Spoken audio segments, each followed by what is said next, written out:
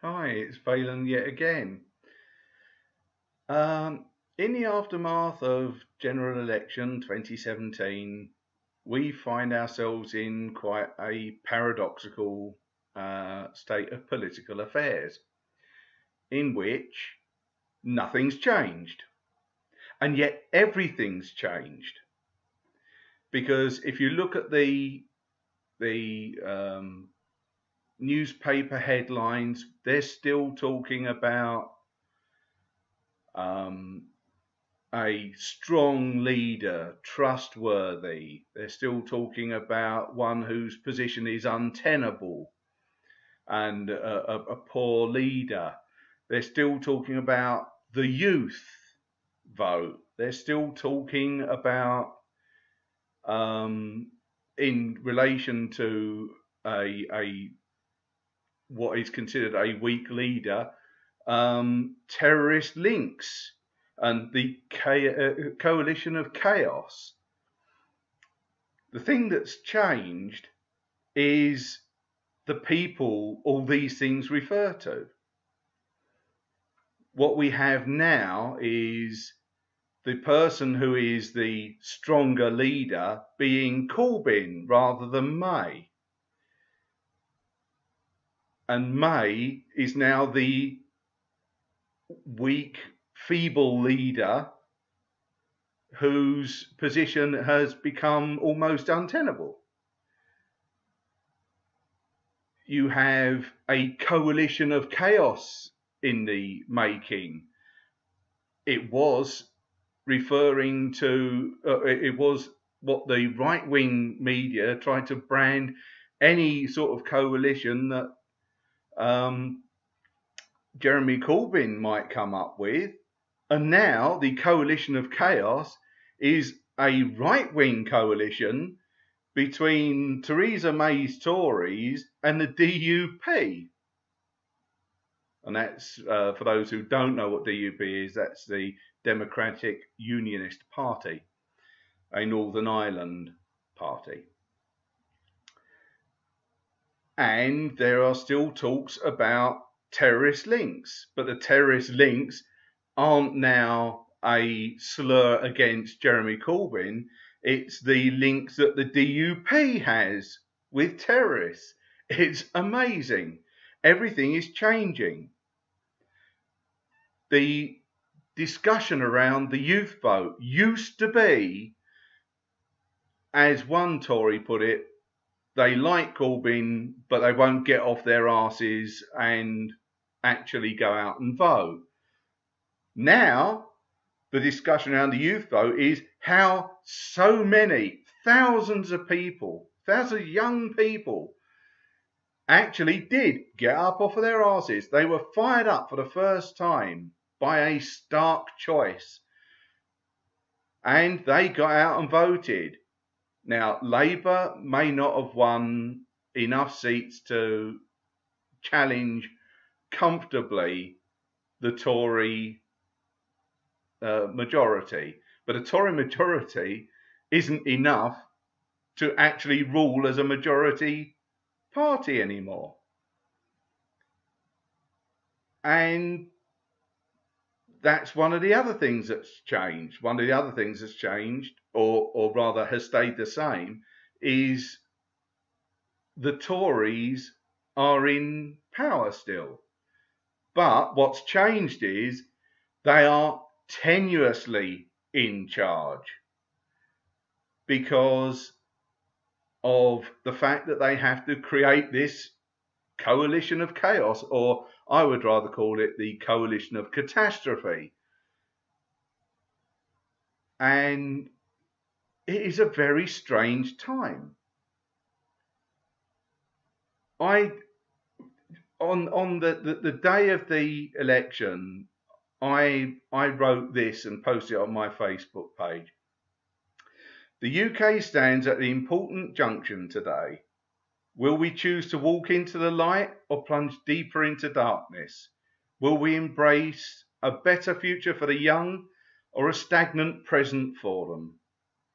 Will we embrace a path towards peace without unnecessary violence? Notice I said unnecessary. or the road to aggression and violence? Will we embrace a protectionist stance towards the earth or continue to rape the planet towards oblivion? Will we embrace each other with acceptance or tear our communities apart? Will we choose a better way of life or certain apocalypse? Which future do you want? The choice is yours.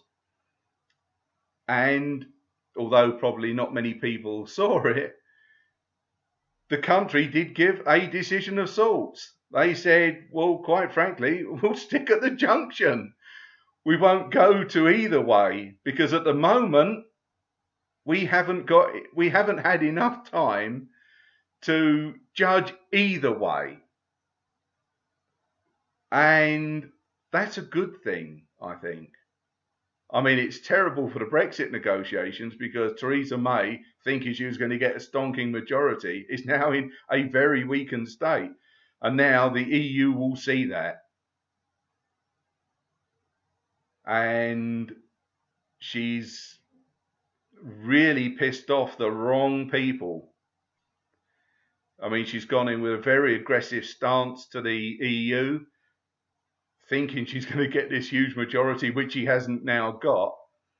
And she's pissed off the people who normally vote for her, the elderly, who loved their triple lock, are now worried they're going to lose their homes over the dementia tax. In fact, they won't lose their homes over the dementia tax. What will happen is the government that says it's wrong to pass down our debt to the next generation are doing exactly that by making the next generation have to sell the house, or the house will be taken away from them to pay for the previous generation's care. So actually, they're passing on the debt to the next generation, something that they've used all along to fight for their austerity, or use as the excuse for their austerity measures.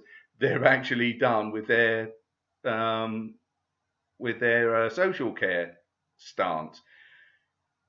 So, like I said, in a way, nothing's changed, but the political discussion hasn't changed. What has changed is the framing of it. The framing of it used to be, it was the right-wing media framing it and accusing the left of a lot of this stuff. Now the left-wing media has got the chance to retaliate using exactly the same sort of arguments that the right had against Jeremy Corbyn. The left can now use against Theresa May and this coalition of chaos.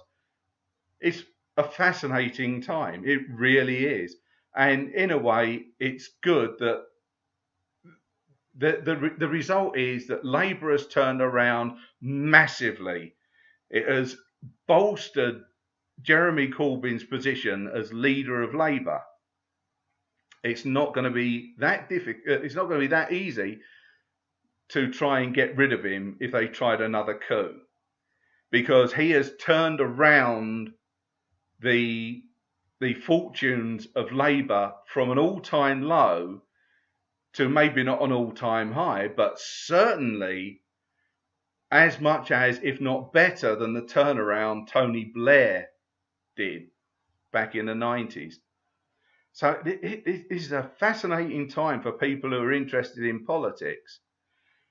And as this coalition of catastrophe, as I'm going to call it, fails,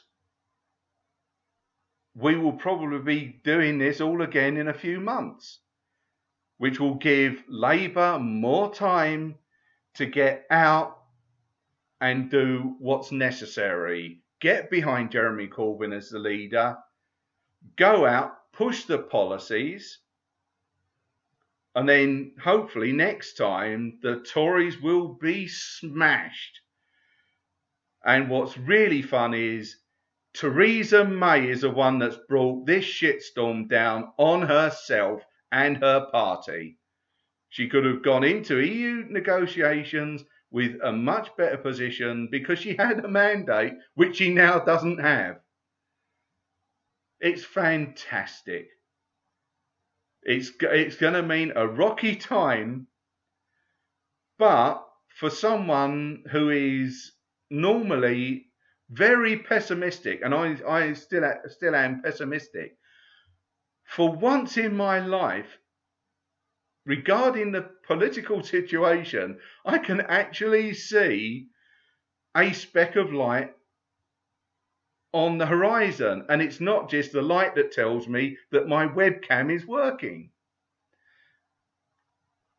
If you agree with me or you want to comment, please do. If you agree with me or disagree with me or just think what I've said is interesting, please do share this video. I'm looking forward to some interesting times ahead. And I hope you are too. Please don't let democratic fatigue, or rather electoral fatigue, wear you down for when we have to go through this again in a few months' time. I don't really think it will be a good thing to have while the EU negotiations are going on, but perhaps this is going to be an inevitability. I would have to get new teeth. So keep an eye out. This is really getting seriously fun.